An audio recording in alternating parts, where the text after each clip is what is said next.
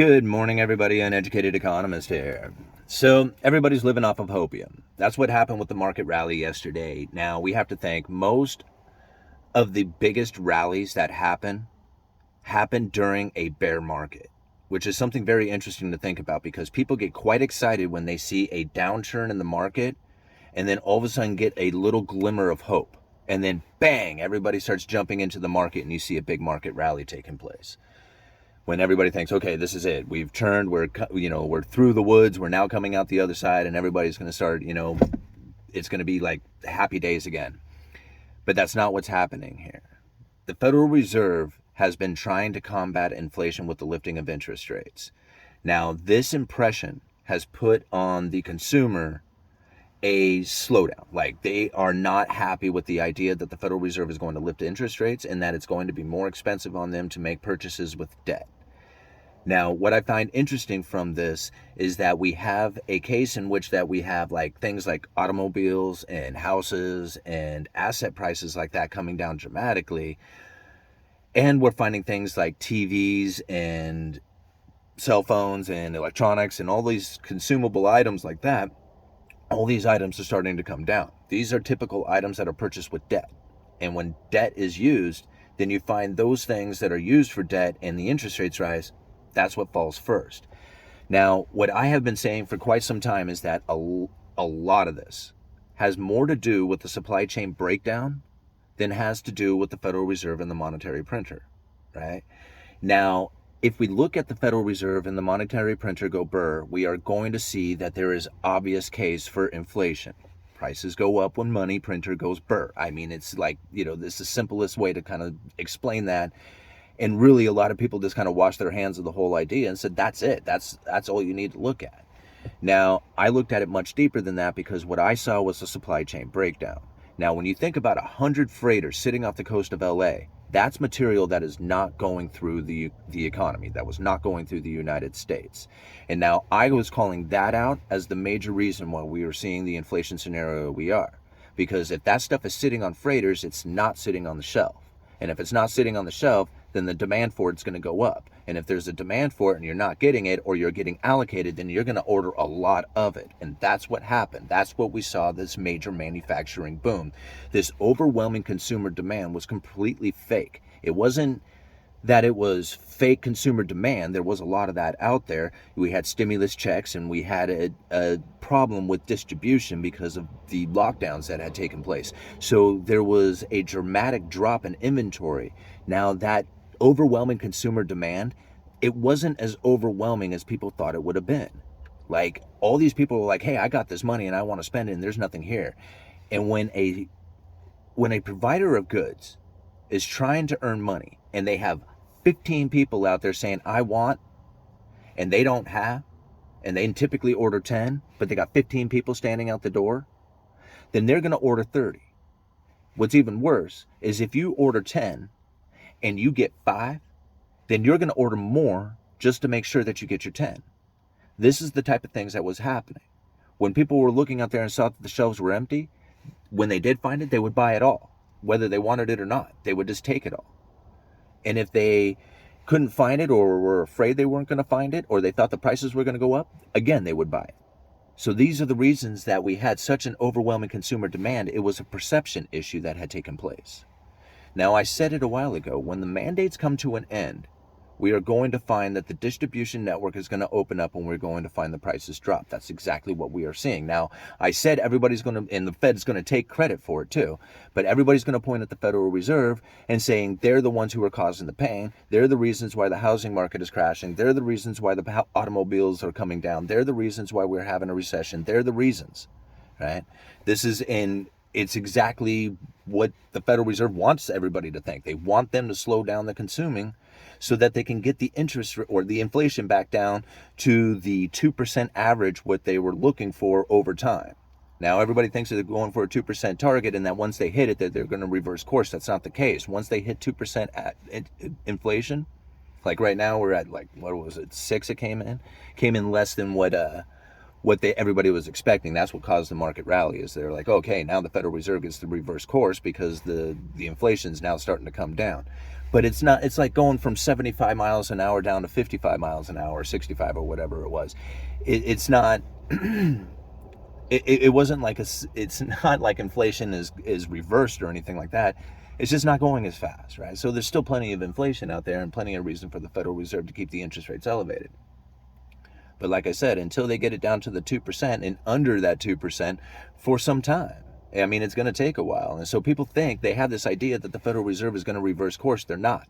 Even if they slow down on the lifting of interest rates, that's still lifting of interest rates, right? Because they go from 75 to 50, the market's going to be like, oh, yay, this is awesome. And they're going to start rallying the markets again. But that's not what happened. And we're still in a bear market. It's still going to be a restrictive monetary policy that they're moving into or staying in for some time. So this is what we can expect. I mean, look at I'm going to leave a bunch of articles down there. Look at the buildup of containers. This is something I said was going to happen. I said this overwhelming consumer demand causing all this stuff to get stuck on these freighters is causing more people to build the containers because all these containers are sitting on freighters. They don't need more containers. They just need to unload these containers that are sitting on freighters. But they started building more containers so they can fill it up so they can send that stuff over here to the United States. And what happened? Now there's an overwhelming amount of these containers. They're filling up everything, and there's no more demand. Like, where are these containers going to go? Nobody wants them anymore. So I have a feeling that people are going to start buying them and moving into them because there's going to be a glut of these things that people are going to need to get rid of, and they're going to go for super cheap. It's like, get the hell out of here. We have no place to put these things, and so people are going to start moving into them. It's something that's a future prediction. We'll see if that happens next year or the year after or something. But that's taken place right now. So it's a sign of exactly what I said was going to happen. I mean, it's just, that severing of the supply chain was the main reason we had most of the issues that we had. And because they severed the supply chain, it gave the ability for these central bankers to bail out the corporations. And now this is a very tricky way of going about it, but look at the article, because corporations are suffering right now with the lifting of interest rates.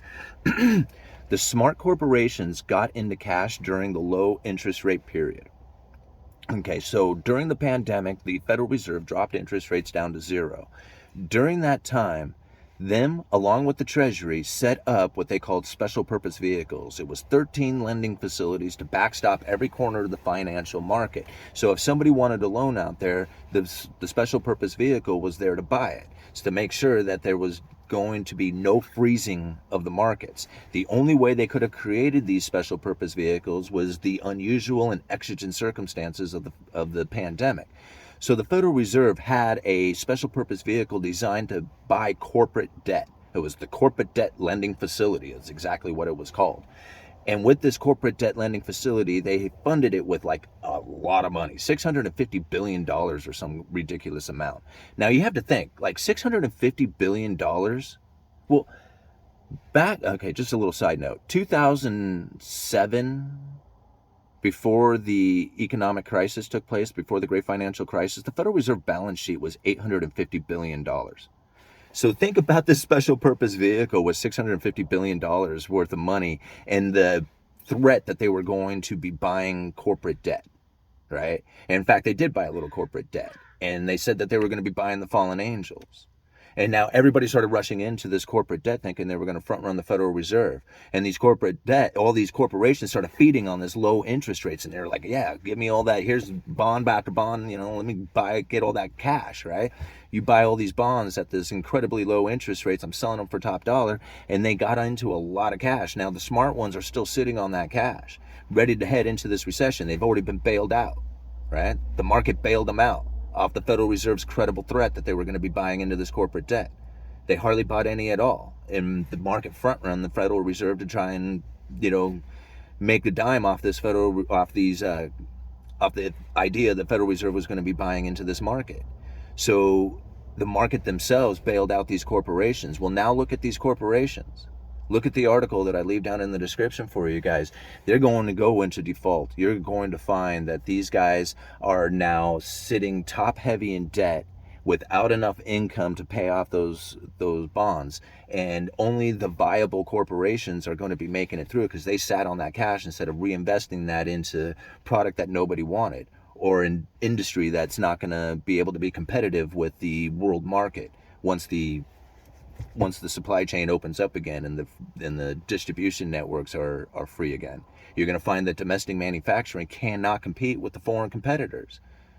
And unless you do some sort of laws or tariffs or, duties or do something, right, to try and make the foreign competition as competitive as the domestic stuff, the foreign competition will always win and the domestic manufacturing will have to suffer. It's just it's Cantillon's effect. There's no way of reversing this thing. I mean, you can try to slow it down by doing the things that they're doing, and it might stretch it out for a little while, but the inevitable is the inevitable. You can't change this. This is going to take place. So, man, I would love to keep out here and keep babbling. I'm going to come back after work, and we'll just keep babbling away, and we'll do a live stream. So come back. Let's see. I get off of work, let's do a live stream around 5 o'clock, we'll say. Okay, somewhere around there. And we'll just keep going about this stuff, and we'll look forward to seeing you then. All right, Uneducated Economist, you guys let me know.